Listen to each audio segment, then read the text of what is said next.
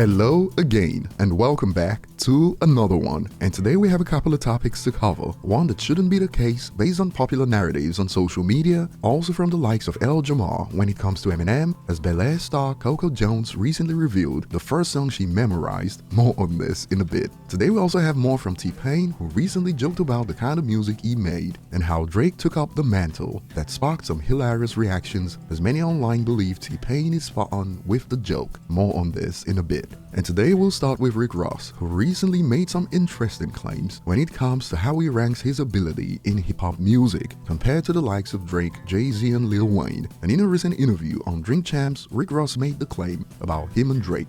We in the 2 percentile when it come to writers and creators. It's called the 2 percentile. The 2 percentile, y'all, just listen, if you're not ready for this, That's the album. walk out of the room.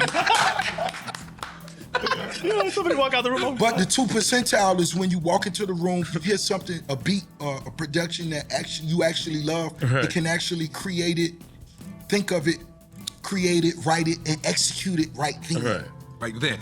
I can't say I've done That that with moment. many artists. It's not even 5 artists. Oh, so you're saying Drake and you, that inspires y'all to do it that way? He's in the 2 percentile. He is the 2%. And this has sparked reactions all over the place right now. Some joked. Drake still reads his raps off a BlackBerry phone, laughing and skull emoji. And some were asking, Eminem don't exist? I'm tired of the hate, LOL. But to be fair, I don't think Rick Ross has ever worked with Eminem in the studio, since he's talking about acts he's worked with. But on the flip side, some believe Rick Ross isn't saying anything special with that 2 percentile talk. I know I'm old school and out of touch, but when I was younger, this was like a requirement to be a rapper. Is that not the case anymore? Back then, studio time wasn't cheap and rappers had to be ready before walking into a studio. But today, you could nearly do everything from a home studio at a fraction of the cost, so perhaps convenience has changed things. I'm just spitballing. But some have straight up called out Rick Ross for lying. You can't lie to me about Drake, he's great but he ain't no freestyler. Laughing emojis. Others echoed this point for some reason. He's lying about Drake, the F, and I'll be looking forward to your thoughts. Why do you think people believe he's lying about Drake?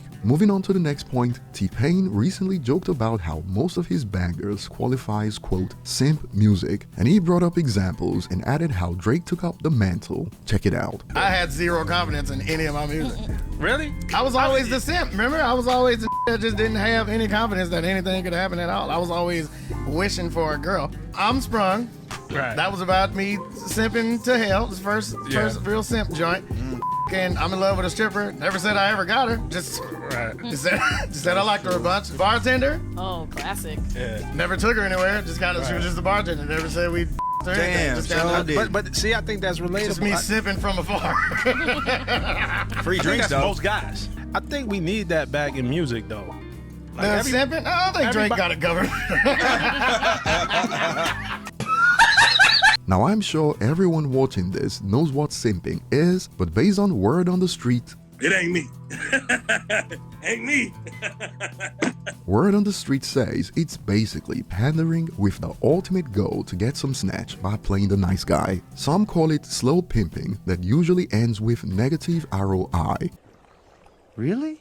And the reactions online have been quite hilarious, as many agree that TPain is right about Drake picking up the mantle. He ain't wrong. Another added, he's not lying, shrugs emoji, and some expanded that it's a calculated move by Drake to stay relevant. He does it for the women, cause there is sales there. MF was tripping. There isn't just men out there, people. The ladies buy things too. That ain't no joke, that is fact. Women buy things too, and plus how you think he has lasted so long, the F? This user is not lying about women. According to reports, they control 85% of consumer spending in the United States, but some have added how Drake targets fellow simps too, and not just women. He's not wrong. Simps love listening to him when they heart get broke. Well, you could say Drake saw a market and capitalized on it. Came into the game with the blue ocean strategy, while other rappers were trying to play gangster. Moving on to the next point, perhaps we are gonna need the likes of El Jamar to come clean due to the claims they made about Eminem, because this shouldn't be possible according to them. But jokes aside, bel-air star Coco Jones recently revealed that the first song she memorized was an Eminem verse.